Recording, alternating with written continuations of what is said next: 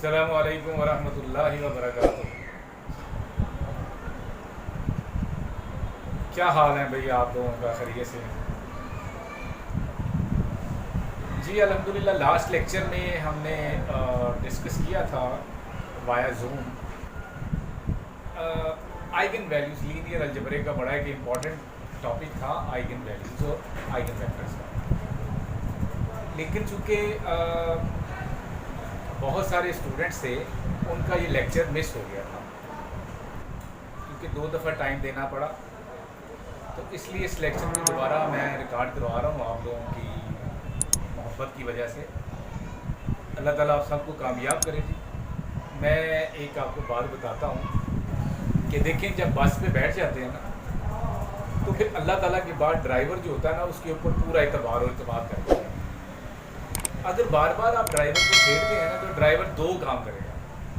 या तो वो उतर जाएगा और वो कहेगा भाई तुसी चला लो, मैं बह जाना, ठीक है।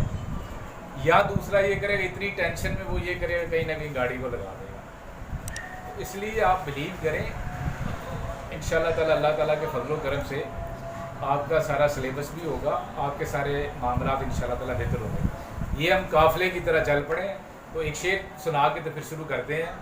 वो कहते कि जब अपना काफिला अज़्म यकीन से निकलेगा, जब अपना काफिला अज़्म यकीन से निकलेगा, रास्ता जहाँ से चाहेंगे वहीं से निकलेगा।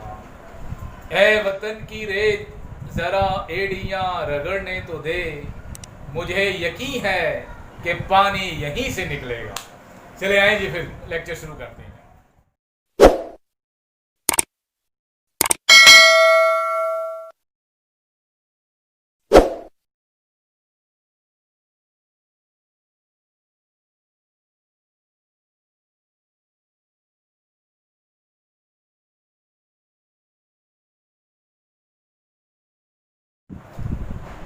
चलिए, बिस्मिल्लाहिर्रहमानिर्रहीम।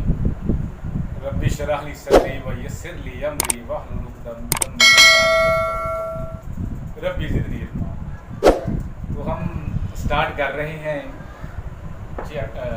लीनियर अलजबरे का एक बड़ा अहम टॉपिक है आइगन वैल्यूज़। तो चलिए इसको स्टार्ट करते हैं। सबसे पहले तो ये टॉपिक है, इसका नाम है eigen values and eigen vectors. तो थोड़ा सा पहले हम अंडरस्टैंड करने की कोशिश करते हैं कि what is the eigenvalue and what are the eigenvectors. Eigenvalues क्या होती हैं और आइगन वेक्टर्स क्या होते हैं। सपोज करें कि वी हैव अ मैट्रिक्स। ये जो मैट्रिक्स है ये आपका स्क्वायर होना चाहिए। You know square matrix of order कुछ भी हो सकता है। सपोज कर लेते हैं कि ये n क्रॉस n का मैट्रिक्स है।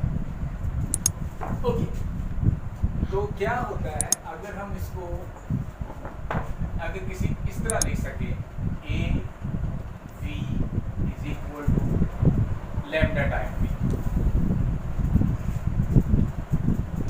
ये आपका स्क्वायर मैट्रिक्स है।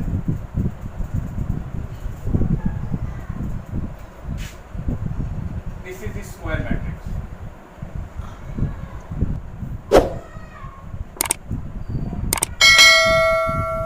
ये V जो है this is the vector, non zero vector. और ये जो लैम्डा है ना, असल में ये जो है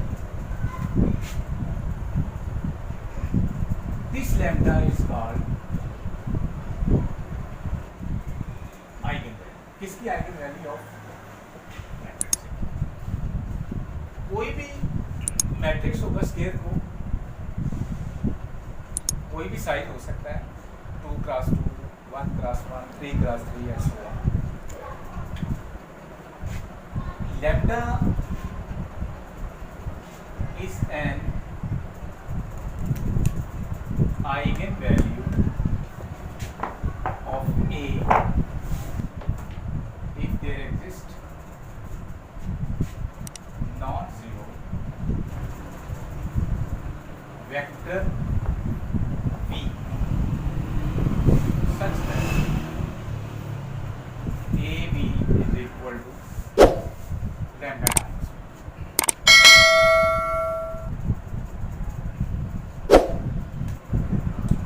बस आप यही याद रखें कि एक ये लैम्डा आइगन वैल्यू कब कहलाएगी? लैम्डा आइगन वैल्यू कहलाएगी इसी स्क्वायर मैट्रिक्स की। अगर कोई मैट्रिक्स आपके पास स्क्वायर नहीं होता तो फिर आप उसकी आइगन वैल्यू नहीं निकाल सकते। पहली कंडीशन ये है कि आपका मैट्रिक्स जो है वो स्क्वायर होना चाहिए, ऑर्डर के ऊपर कोई पाबंदी नहीं। और अगर आप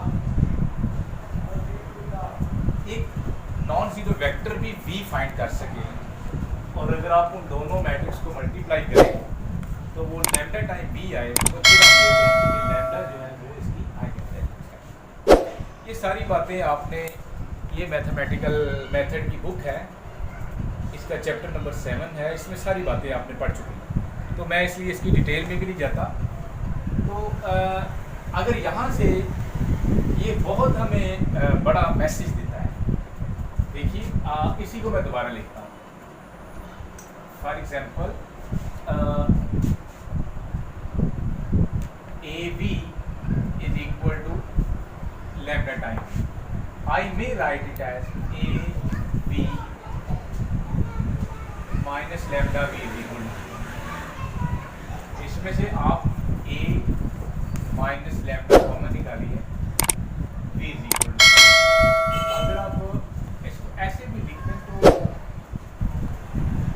I times V is equal to 0। ये आइडेंटिटी मैट्रिक्स है, जितना ऑर्डर ए का होगा स्क्वायर का उतना ही आइडेंटिटी ऑर्डर का, आइडेंटिटी मैट्रिक्स का ऑर्डर होगा। अब देखिए ये दो टर्म्स की प्रोडक्ट जीरो है। तो आपने ये पढ़ा हुआ है होमोजीनियस सिस्टम में, लीनियर इक्वेशन का होमोजीनियस सिस्टम, अगर AX जो है वो जीरो होता है होमोजीनियस लीनियर इक्वेशन में,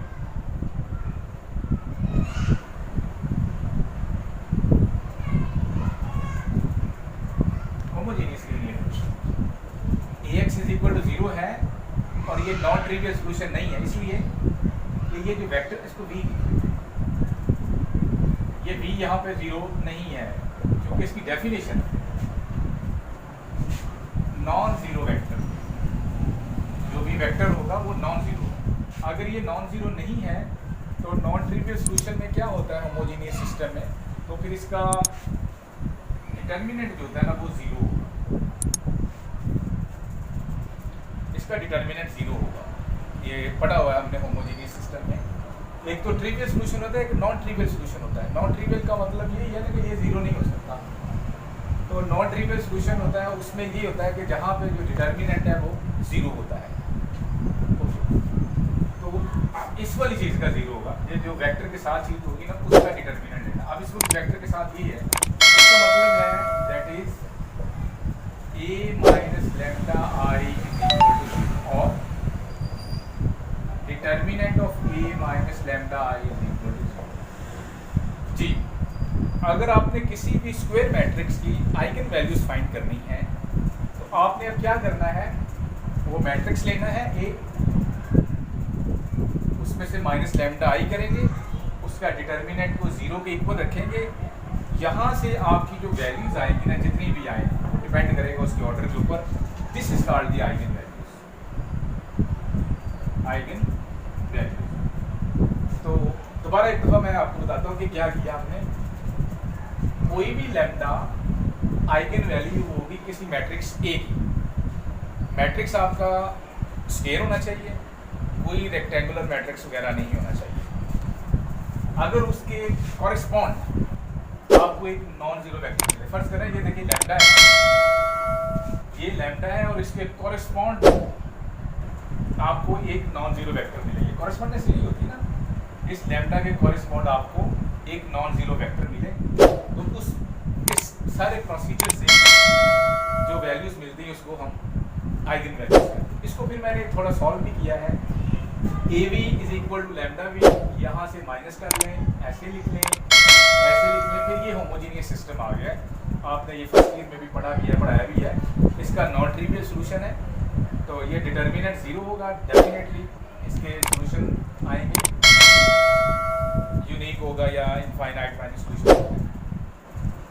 ये वाला डिटर्मिनेंट ज़ीरो होता है इस वेक्टर में, देखिए ना, अगर ए बी है और ये बी ज़ीरो नहीं है तो फिर इस वाले मैट्रिक्स का आपने डिटर्मिनेंट को ज़ीरो करना है। इस वक्त ये बिल्कुल वही केस है, आप इसको ए बी कह लें और ये चूँकि नॉन ज़ीरो है, फिर ये है तो इसका जो डिटर्मिनेंट है वो ज़ीरो होगा। तो हमने इसी तरह ही करना है कि अपनी वैल्यूज़ किस तरह निकालनी है, आइगन वैल्यूज़ किस तरह निकालती हैं। तो हम अगली एपिसोड में आपको मैं बताऊंगा कि आपने इसकी आइगन वैल्यूज़ किस तरह निकालनी है। थैंक यू, जज़ाक। It's caught in the crossfire.